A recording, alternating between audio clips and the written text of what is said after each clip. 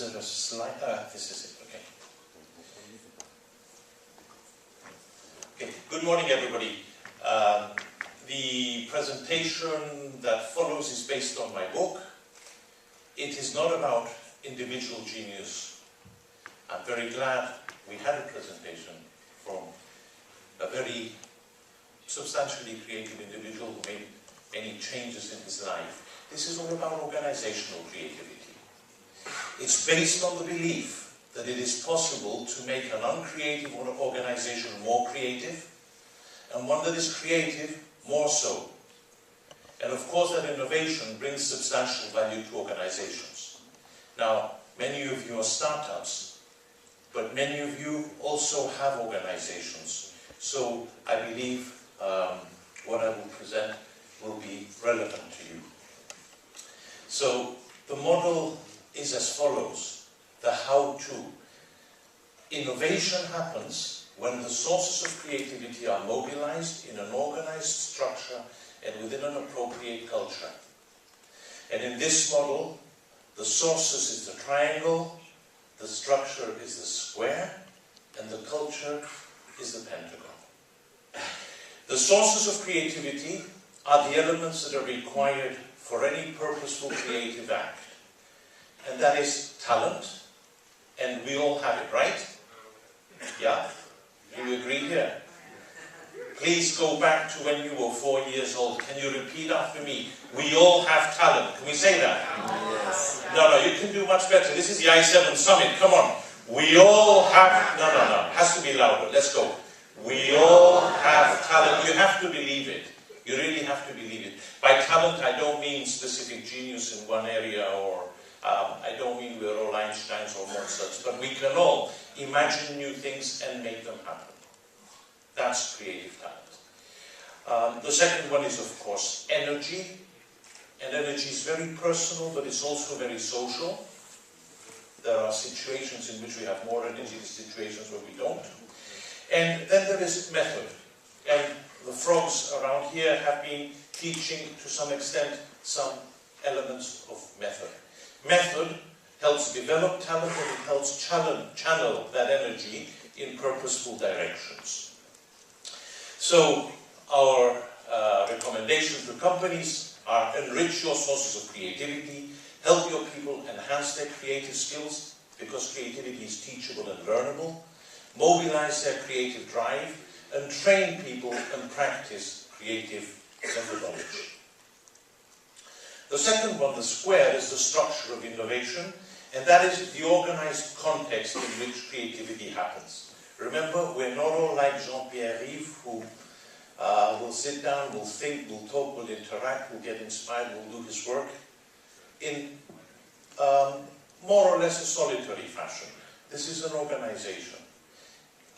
Creativity, innovation needs some structure. The four cornerstones of structure are the individual, the team, as was very eloquently presented by the first speaker this morning, Mrs. Nietzsche.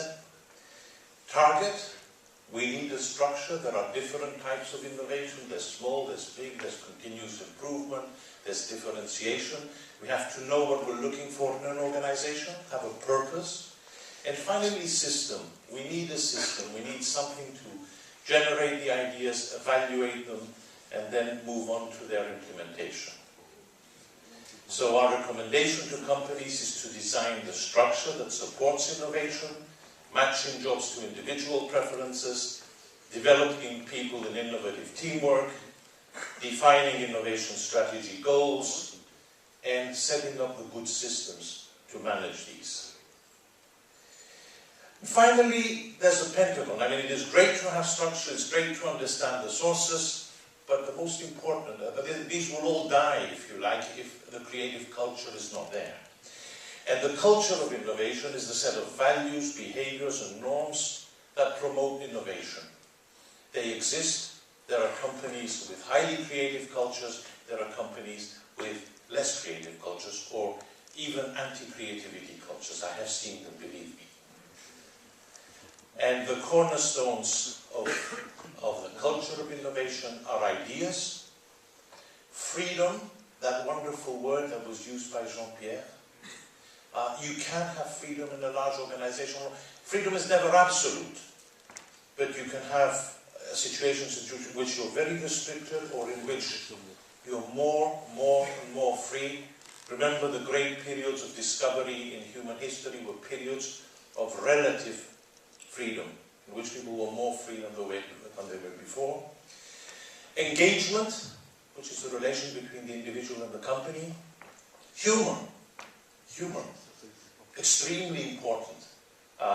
Professor Eckvall measured humor and play in organizations that were highly successful and change-oriented, and humor and play in other organizations, and he found that humor and play are substantial factors for a lot of reasons.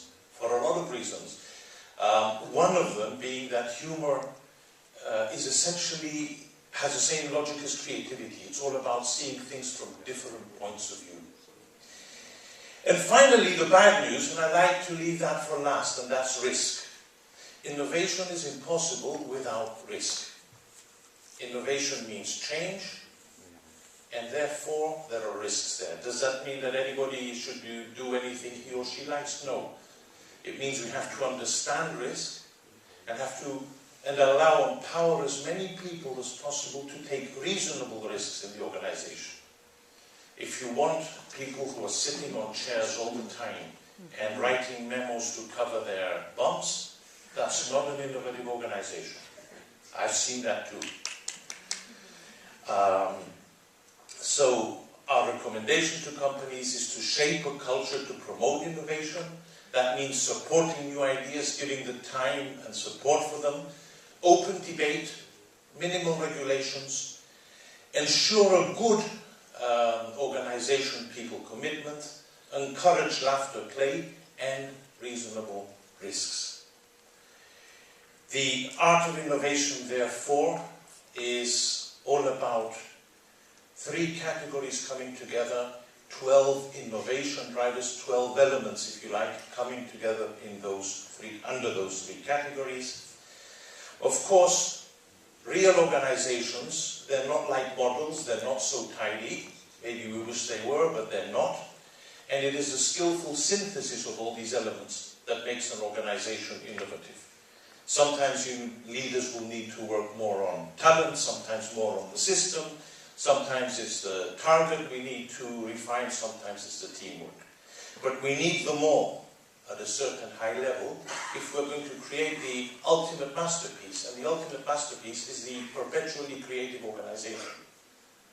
The organization in which sustainable innovation is a reality and a possibility. And these organizations do exist.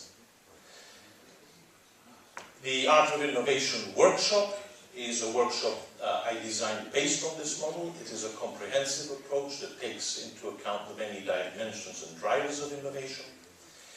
And it's a unique opportunity for people to discover what's going on in their own organizations in some breadth and depth. If you have time, click on theartofinnovation.net. You can post a comment on our blog. You can take the organization audit. You can buy my book. And most important, you can think about how you can really transform your organization. So that is, in a nutshell, my presentation. Before I leave you, just a few thoughts. That was words. That was, and in our life there's theory and there is action, right? And theory is thinking. For example, analytical thinking. We take a problem or an issue, we break it into smaller little pieces. Or synthesis is a different form of thinking. We take a piece from here, a piece from there, from different domains, and we put them together. And then there's action. Now, action is different. Action is stop talking. Mobilize people. Mobilize your boss. Mobilize your people. Mobilize your investors. Convince your clients. it's doing things, yeah? And between theory and practice, there's a very, very exciting moment of truth. And the moment of truth is, will it work or won't it work? Now, the idea here,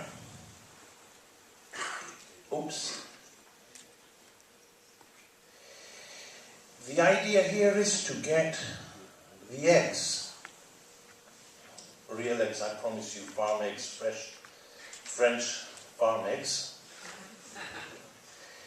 And the idea is to get the eggs in the glasses, out of the books first. There we are. And then to get them in the glasses with one fell swoop. One fell swoop is a quote from Shakespeare. And the question is, can I do it? And I think I can. Yes, we can. I think I can, but thinking's not enough, right? Doing. No action, no results, so I have to do it.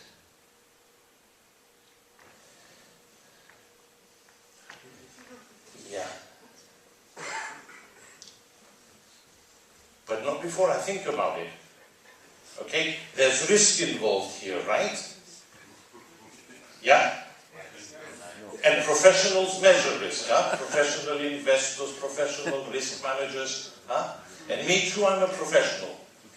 I've measured the length of the tray, the weight of the eggs, the volume of the water. So I'll do it.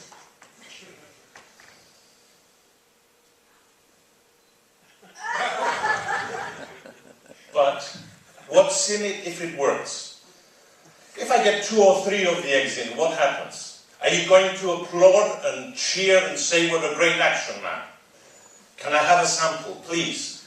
Yeah. Now. Thank you. Thank you. So here goes. From theory to action.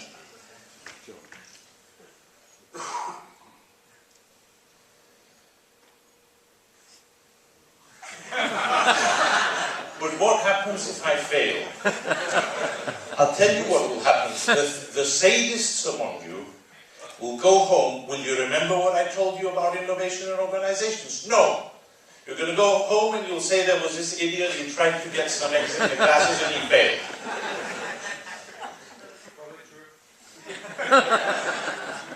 No. What did we say about risk? If you're taking risks, you have to come to terms with mistakes, you have to come to terms with failure. Right? Not for you. Well, somebody was talking about evolution and biology yesterday.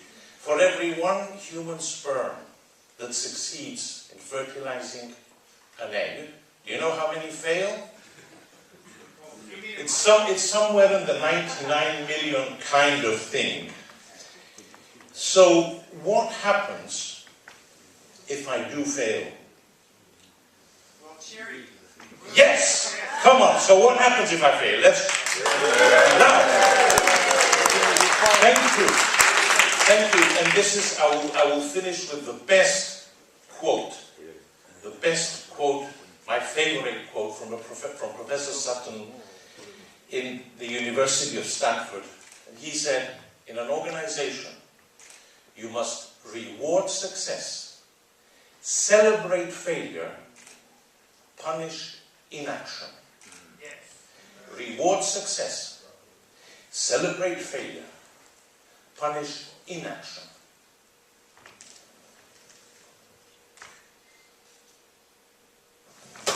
Yes! Thank you very much. And thank you, I said.